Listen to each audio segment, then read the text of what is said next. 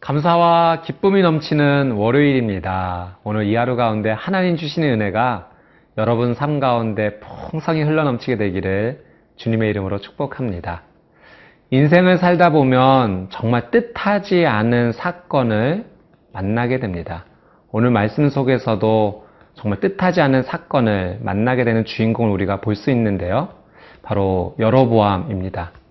그는 왕이었습니다. 큰 권력도 또 재력도 여러 가지 할 수 있는 많은 힘이 있었던 사람입니다. 그러나 그가 가진 힘으로도 이 사건을 해결할 수 없었죠.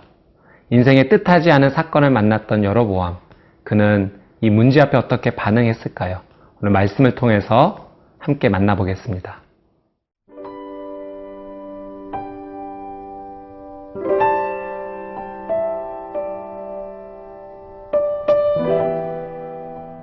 열왕기상 14장 1절에서 20절 말씀입니다. 그때에 여로보암의 아들 아비야가 병든지라 여로보암이 자기 아내에게 이르되 청하건대 일어나 변장하여 사람들이 그대가 여로보암의 아내임을 알지 못하게 하고 실로로 가라. 거기 선지자 아히야가 있나니 그는 이전에 내가 이 백성의 왕이 될 것을 내게 말한 사람이니라. 그대의 손에 떡 10개와 과자와 꿀 1병을 가지고 그에게로 가라. 그가 그대에게 이 아이가 어떻게 될지를 알게 하리라. 여로보암의 아내가 그대로 하여 일어나 실로로 가서 아히야의 집에 이르니 아히야는 나이가 많아 눈이 어두워 보지 못하더라. 여호와께서 아히야에게 이르시되 여로보암의 아내가 자기 아들이 병들었으므로 네게 물으러 오나니 너는 이러이러하게 대답하라. 그가 들어올 때에 다른 사람인 채 함이니라. 그가 문으로 들어올 때에 아히야가 그 발소리를 듣고 말하되 여로보암의 아내여 들어오라. 네가 어찌하여 다른 사람인 채 하느냐? 내가 명령을 받아 흉한 일을 네게 전하리니 가서 여로보암에게 말하라.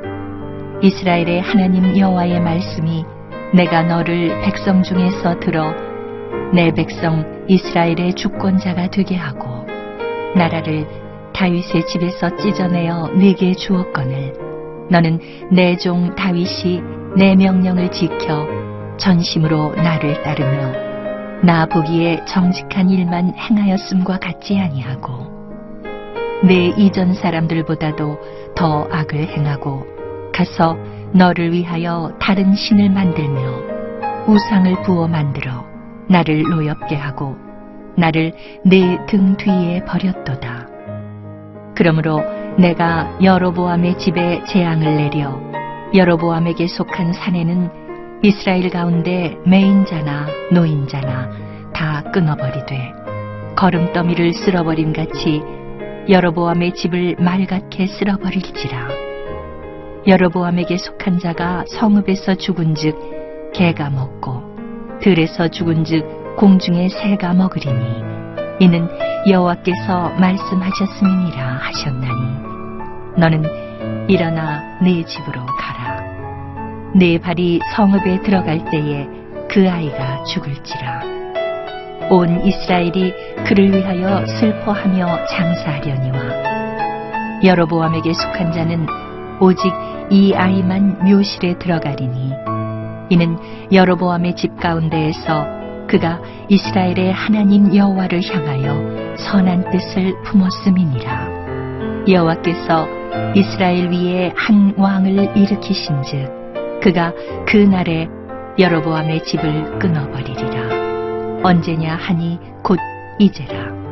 여호와께서 이스라엘을 쳐서 물에서 흔들리는 갈대같이 되게 하시고 이스라엘을 그의 조상들에게 주신 이 좋은 땅에서 뽑아 그들을 강 너머로 흩으시리니 그들이 아세라상을 만들어 여호와를 진노하게 하였음이니라. 여호와께서 여로보암의 죄로 말미암아 이스라엘을 버리시리니 이는 그도 범죄하고 이스라엘로 범죄하게 하였음이니라 하니라. 여로보암의 아내가 일어나 디르사로 돌아가서 집 문지방에 이를 때에 그 아이가 죽은지라. 온 이스라엘이 그를 장사하고 그를 위하여 슬퍼하니 여호와께서 그의 종 선지자 아히야를 통하여 하신 말씀과 같이 되었더라. 여로보암의 그 남은 행적 곧 그가 어떻게 싸웠는지와 어떻게 다스렸는지는 이스라엘 왕 역대지략에 기록되니라. 여로보암이 왕이 된 지 22년이라. 그가 그의 조상들과 함께 잠에 그의 아들 나답이 대신하여 왕이 되니라. 예, 본문 1절 말씀을 함께 보도록 하겠습니다.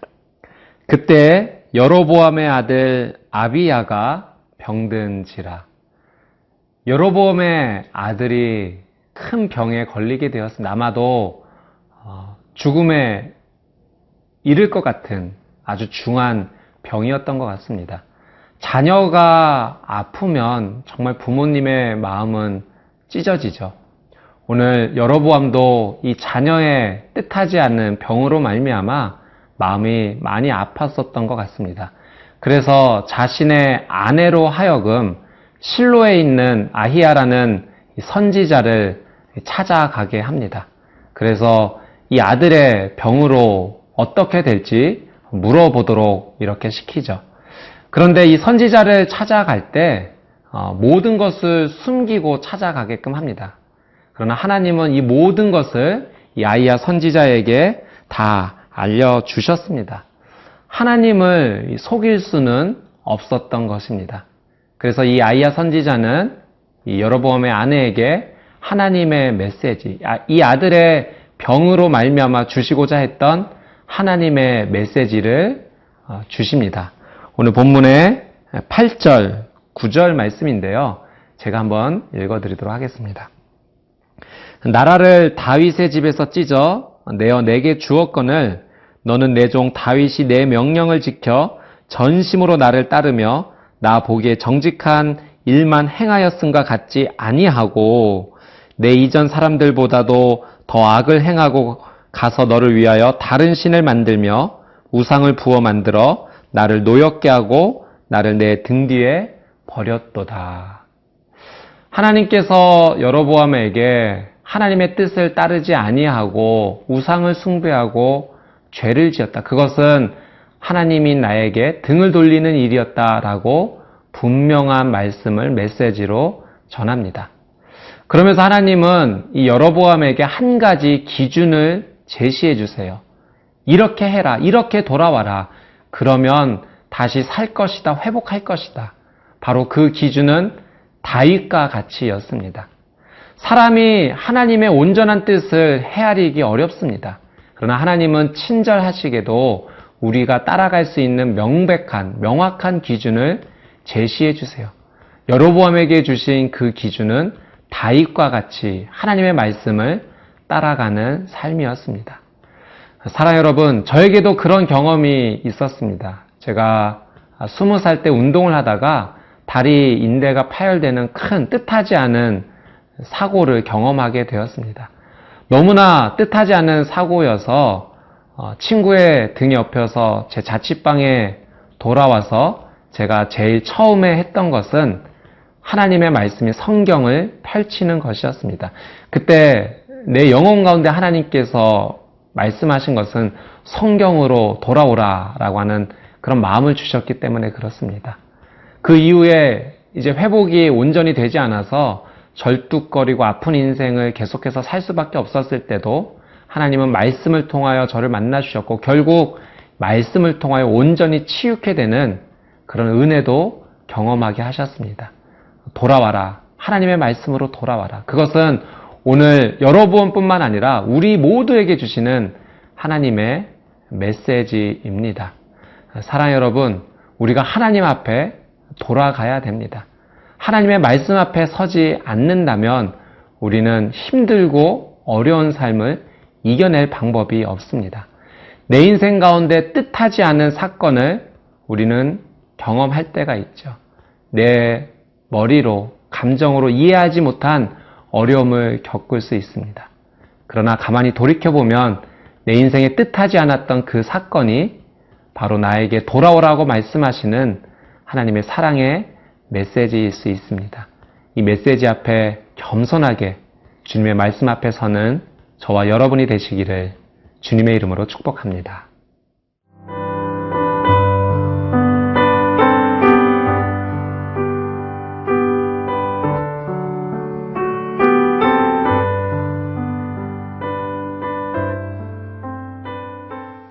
결국 여로보암의 아들 아비야는 그 병으로 말미암아 죽음에 이르게 되었습니다. 사실 이 죽음이라고 하는 이 사건, 사람의 생각으로는 그 하나님의 뜻을 다 이해하기 어려운 부분입니다. 오늘 혹시 이 말씀 가운데 나오신 분들 가운데 사랑하는 가족을 먼저 하나님께로 보내드린 분이 계시다면 아직 이해되지 않는 상황 속에서 그 아픔을 시간을 보내고 계신 분이 계시다면 오늘 이 시간 여러분에게 하나님의 놀라운 위로가 임하게 되기를 기도합니다. 여로보암의 아들 이 아비야가 죽으면서 13절 말씀이 이렇게 말씀하십니다. 13절 말씀 제가 한번 읽겠습니다. 온 이스라엘이 그를 위하여 슬퍼하며 장사하려니와 여로보암에게 속한 자는 오직 이 아이만 묘실에 들어가리니 이는 여로보암의 집 가운데서 그가 이스라엘의 하나님 여호와를 향하여 선한 뜻을 품었음이니라. 이 말씀을 보니까 이 아비야의 죽음이 한 개인의 죽음으로 생각했을 때는 저주인 것 같고 화인 것 같지만 오히려 성경은 그의 죽음이 축복이다, 복이다라고 설명하는 것 같습니다. 왜 성경은 아비야의 죽음이 아픔이 아니라 복이라고 말씀하실까요? 이 아비야의 입장에서 한번 생각해 보았습니다. 아비야는 유일하게 이 여로보암의 가문 가운데 하나님의 뜻대로 살았던 귀한 인생이었습니다. 그런데 그가 심각한 병을 얻게 된 거죠. 만약 그것이 우리에게 찾아온 일이라면 그렇게 생각하지 않겠습니까? 왜 나에게 뜻하지 않은 이런 어려움이 생긴 것일까? 도대체 이유가 무엇일까?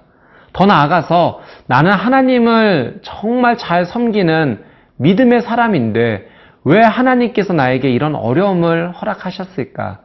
잘 이해하기가 어렵습니다. 내가 감당하지 못할 이 사건과 문제 앞에서 마음이 많이 아프고 무너지는 것 같습니다. 그래서 하나님께 섭섭한 마음이 들기도 하는 거죠. 하나님 왜 나에게 이런 어려움을 주시나요? 제 생각으로는 다 이해할 수가 없습니다. 이러한 질문 가운데 우리는 성경을 통해서 분명한 한 가지 사실을 생각합니다. 그것은 예수님께서도 이러한 똑같은 경험을 하셨다라고 하는 사실이죠. 예수님만큼 하나님께 잘 순종하셨던 분은 안 계셨습니다. 그럼에도 불구하고 예수님은 십자가의 자리까지 나아가셔야만 됐습니다. 정말 순종하기 어려웠던 그 십자가의 자리까지 예수님은 순종함으로 하나님 앞에 나아가셨어요. 또 우리의 믿음의 선배님이신 손영원 목사님을 생각해 보게 됩니다. 그분은 정말 보통 사람이 감당하지 못할 나환자들을 돌보아 주시는 그런 사랑의 삶을 사셨습니다. 그런데도 그렇게 하나님의 뜻에 온전히 순종했음에도 불구하고 두 아들이 뜻하지 않게 순교했던 어려운 경험을 하시게 된 거죠. 그리고 본인도 그 순교의 자리까지 나아가게 되었습니다. 사랑하는 여러분, 믿음으로 살아가는데, 하나님의 뜻대로 살아가는데 우리의 인생 가운데 찾아오는 이 어려움, 우리는 어떻게 받아들여야 될까요? 예수님 원망하지 않으셨어요.